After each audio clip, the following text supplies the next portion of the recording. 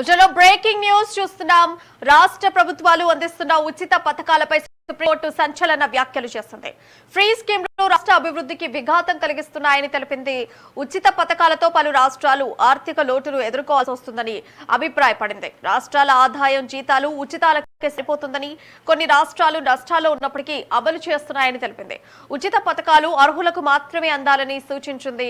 అలా కాకుండా భూ యజమానులకు కూడా అందడం ఏంటని ప్రశ్నించింది. అయితే ఎన్నికల సమయంలో రాజకీయ పార్టీలు ప్రకటించే ఉచితాలపై దాఖలైన పిటిషన్పై గురువారం సుప్రీంకోర్టు విచారణ చేపట్టింది. ఈ సందర్భంగా కేంద్రంతో పాటు ప్రతివాదులకు సుప్రీంకోర్టు నోటీసులు జారీ చేసింది. 4 వారాల్లోగా సమాధానం చెప్పాలని సిజేఐ జస్టిస్ సూర్యకాంత్ ధర్మాసనం ఆదేశించింది.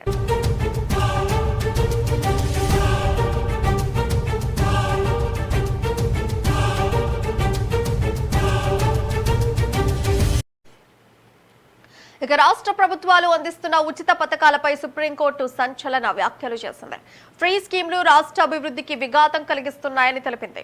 ఉచిత పథకాలతో పలు రాష్ట్రాలు ఆర్థిక లోటును ఎదుర్కోవాల్సి వస్తుందని అభిప్రాయపడింది. రాష్ట్రాల ఆదాయం జీతాలు ఉచితాలకే సరిపోతుందని, కొన్ని రాష్ట్రాలు నష్టాల్లో ఉన్నప్పటికీ అమలు చేస్తున్నాయని తెలిపింది. ఉచిత పథకాలు అర్హులకు మాత్రమే అందాలని సూచించింది. అలా కాకుండా భూ యజమానులకు కూడా అందడం ఏంటని ప్రశ్నించింది. అయితే ఎన్నికల సమయంలో రాజకీయ పార్టీలు ప్రకటించే ఉచితాలపై దాఖలైన పిటిషన్పై గురువారం సుప్రీంకోర్టు విచారణ చేపట్టింది. ఈ సందర్భంగా కేంద్రంతో పాటు ప్రతివాదులకు సుప్రీంకోర్టు నోటీసులు జారీ చేసింది. 4 వారాల్లోగా సమాధానం చెప్పాలని సిజేఐ జస్టిస్ సూర్యకాంత్ ధర్మాసనం ఆదేశించింది.